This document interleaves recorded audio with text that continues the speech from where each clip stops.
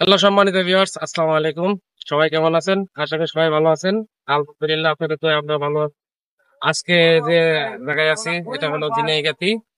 যিনি সাথে আছে হলো সুজন ভাই। আসছি হলো শেরপুর থেকে। আর ক্যামেরাম্যানে আছে হলো সাগর, মোহাম্মদ সাগর ইসলাম। তো এই ঝিনাইগাতিতে খুব খারাপ অবস্থা। পানির যেভাবে আসতেছে মোটামুটি আশঙ্কাজনক কাটে গেছে। আর এইদিকে মানুষ এখন আমরা তিনজন চলে যাব হলো দিনাইগাতি পাগলার মুখ নামে একটি জায়গার নাম পরিচিত। সেই জায়গায় পানির অবস্থা আপনাদের দেখানোর জন্য আমরা তিনজন চলে আসছি হলো পাগলার মুখ নামে পরিচিত এই জায়গাটি। এদিকে গ্রামে ভিতরেও পানি ঢুকে গেছে, এদিক দিয়েও পানি বের হয়ে যাচ্ছে। তো তা আপনাদের দেখানোর জন্য আমরা তিনজন চলে আসলাম। পাহাড়ি ঢলের পানির প্লাবনতার নদী বয়ে যাচ্ছে সেটা দেখানোর জন্য। তো সবাই আমাদের সাথে থাকবেন এবং আমাদের ভিডিওটি দেখতে থাকুন।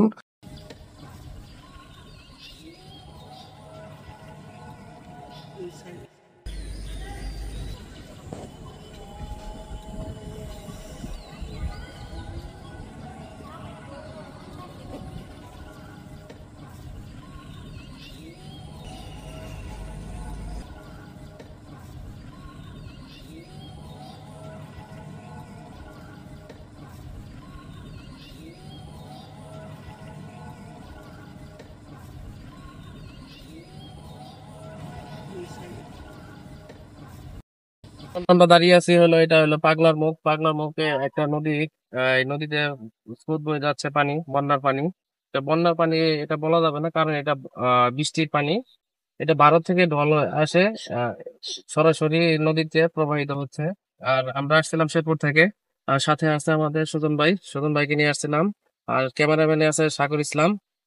আর বন্যার পরিস্থিতিতে আপনাদের দেখাইতে পারলাম এইভাবে নদীর স্রোত যদি বয়ে যায়, তাহলে দেখা যাবে যে চাষাবাদের পিছনে যে চাষাবাদের জমিগুলো আছে এগুলা আজকে রাতে হয়তো টোটালি ফিল আপ হয়ে ভরে যেতে পারে।